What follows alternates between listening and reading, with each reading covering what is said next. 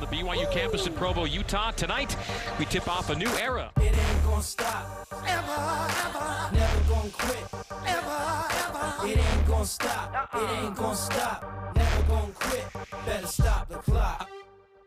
Welcome back, happy Monday.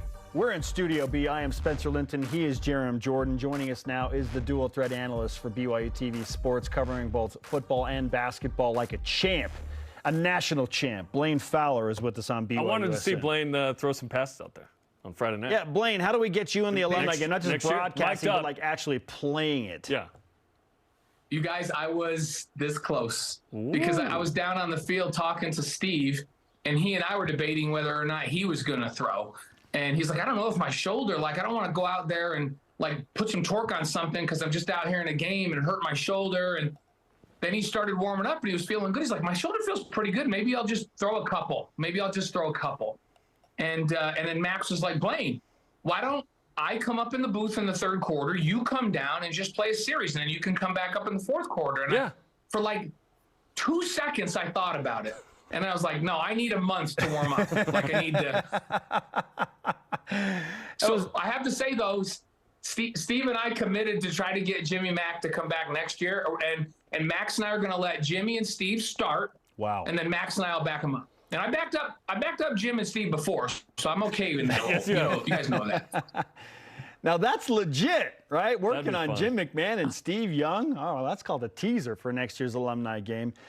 Blaine, let's just go ahead and stay on the football beat because we're already there. You have had the opportunity to watch some spring practices and see the guys, and certainly your son Gavin is on the staff. And so, I mean, you are an expert in this field.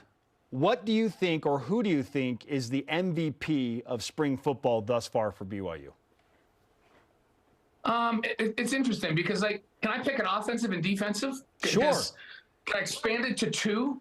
To me, the one guy on defense that just jumps off the page to me is Jack Kelly. And I know that's not a name that everybody's thinking about, and maybe that's why he jumps off the page to me, because the first couple of times I was like, who is that guy? Like, he was that good. Downhill, unbelievably aggressive, great instincts, built like a tank. When they've gone live, he's been smacking people he reminds me of Max Tooley, only he's like 20 pounds heavier.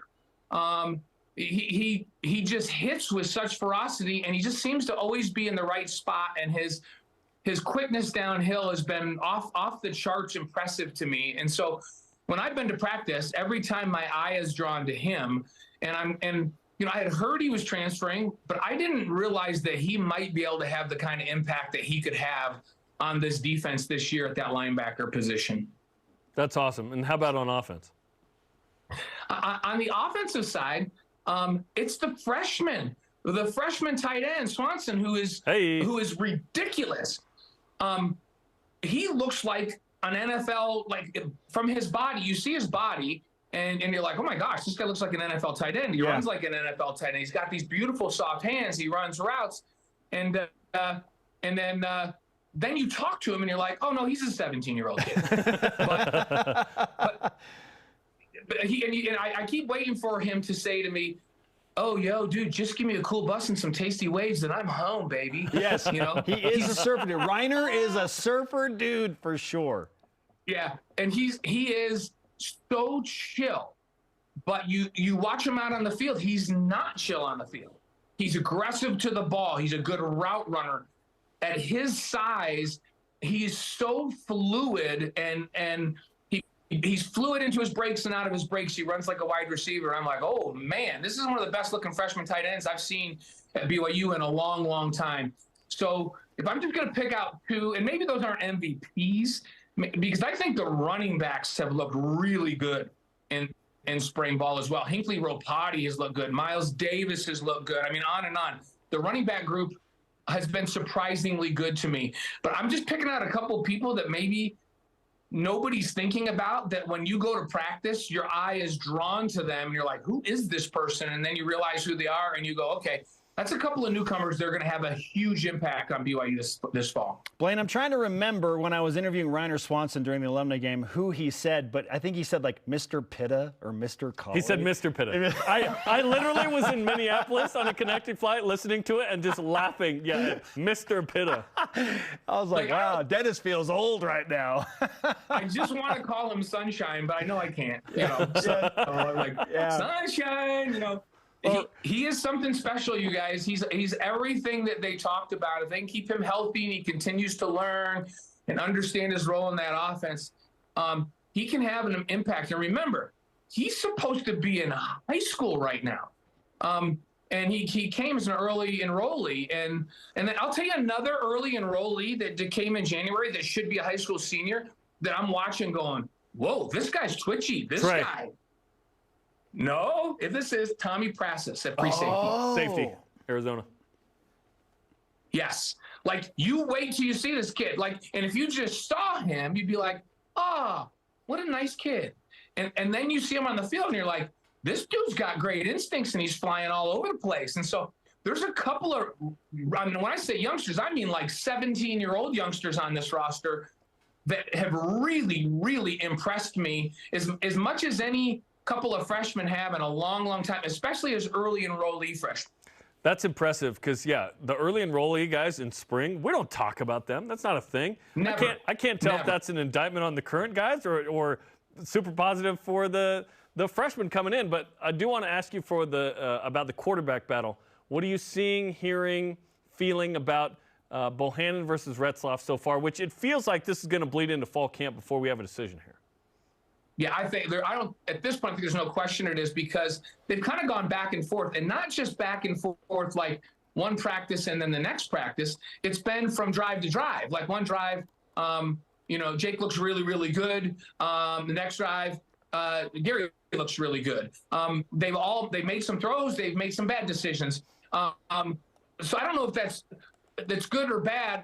You'd almost wish that you had somebody that was just taking this thing by the throat and saying, this is my job. And that does concern me a little bit that not one of those guys hasn't just jumped off the page. I like them both. They have very different skill sets, right? They're both amazing human beings and both great leaders, and their teammates love them and trust them. What I need to see out of both of them is a level of consistency where I feel really comfortable going into the fall that the person at that position is going to manage that offense and not turn the ball over and do all the right things and make the right decisions with the football, because that's what they need from that position. I believe this defense will be top 3 in the league next year. I believe that we're going to see a renaissance in the run game. So they're going to be able to run the football. They're deep at running back. They're deep at wide receiver. They look really good at tight end. The offensive line's looking physical and a cohesive unit. So the quarterback just needs to not mess it up. And so I want to feel really good about that going into that first game. Right now, I still have a question mark there. Blaine Fowler is with us on BYU Sports Nation. Okay, let's call a timeout with football and bring it back around to BYU basketball as we delve now into, unfortunately, the early offseason that doesn't include an NCAA tournament win. Blaine, what's the missing ingredient, do you feel, that the Cougars need to implement in order to not just get to the tournament next year, make another nice run through the Big 12, but win at least one game in March Madness next year? To me, what I saw them do from last year in the offseason to this year, they just need to do the same thing and they'll be fine. It's an evolution. We have to remember how much further along they were this year than any of us expected. I don't know about you guys. I had no plan for them to be in the NCAA tournament this year, in my mind. I don't think 99% of the BYU fans did. Yeah, agreed. And the thing is, my big question for them was, can they hold up to the physicality week after week that is the Big 12? And surprisingly, they did. There were some lapses where teams like Texas Tech got into them and got them sped up because they were just so physical with them. I feel like, and you guys know, I covered the Atlantic 10 for a decade for NBC Sports, and that league, it's interesting. The A10 kind of gets the leftovers from the ACC and the Big East. Really good athletes, really physical players, but not quite as skilled, so they hang their hat on crazy physical play. And I felt like Duquesne came out in that game and they just said, listen, we're going to get 2 arms in between the screen and the player, which could get called as a foul. But what we're going to do is we're going to try to reset the barometer. We're going to be so physical that they're either going to call us for 3 fouls in the first 35 seconds, or we're going to reset the barometer and we're going to get away with this all game long. And they reset the barometer. And if you're BYU, you can't complain about that. You just have to say, okay, this is the way it's going to be. Then we have to match that physicality. And they struggled with that in that game. They struggled with it in the Texas Tech game. So the one thing that I'd like to see them progress at is their ability to take on these really physical teams and match that physicality. And maybe that, you know, who they have coming in that sat out this year, and guys like Adams and Baker. Barker, our backs. Well, I'm losing my mind. Baker. I feel like those are really physical guys. I feel like Dallin Hall's a really physical guy, and he's not afraid to play downhill. You know, and I feel like Richie Saunders is a really physical guy that's not afraid to play downhill and match that physicality. So I do feel like the guys that are coming to join this offseason that sat out, and then the evolution of these young guys that are just going to keep getting better, I feel like they will be more physical and better.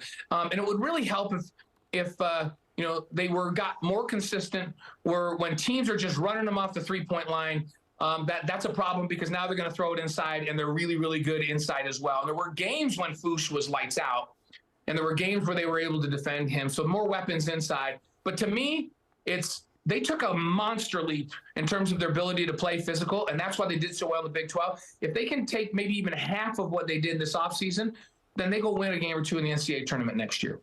Hey, we'd take a game. 2 would be all time, right? BYU's done that twice. It required the National Player of the Year to do it both times, Danny Ainge, Jimmer Fredette. Do you expect Jackson Robinson to return? It's a hard one, because I feel like it will really depend on how these pre-draft camps are. So for college basketball, you can kind of go out, play in pre-draft camps, and get a really good, solid evaluation of where you're going to go. And right now, people are projecting him mid to late second round. If he's a late second rounder, I heard you guys talking about this before I came on. You know, I feel like he can improve his stock. And I feel like if he comes back next year, perhaps he has a conversation about being a starter. He was great as a 6th man. Be a starter, play more minutes, be one of the leading scorers in the Big 12. He certainly can improve his stock from a late second rounder to an early second rounder, or maybe even a first rounder. And when you get into that first round money, that's a big deal. And with NIL, like, they're not going to match what you're going to make if you're a first or early second rounder, but there's enough money there to make it worth coming back, right? And if you can really improve your draft stock, that's money that's guaranteed for a few years if you're a first rounder. So I say all this because it really depends on how these camps go. I think he improved his stock in the Duquesne game, right? Because he played against that physicality, and he kind of took the game over, right? So I think he improved that. If he goes out in these camps and they just go, oh, yeah, he can play, and he moves up, and even if he's a first couple of picks in the second round, then you got to go, right? But if after it's all said and done, he's a late second rounder or a free agent, you know, I would come back and improve my stock, because I think he's capable of doing that. So this is not known at this point. I don't think Jackson knows. This is a wait and see how these things go type of a thing. Great stuff, Blaine, on both the BYU football and BYU basketball sides. It is why you are the dual threat analyst. Good Monday to you, my friend. Thanks, guys. Thanks, Blaine. Blaine Fowler on BYUSN.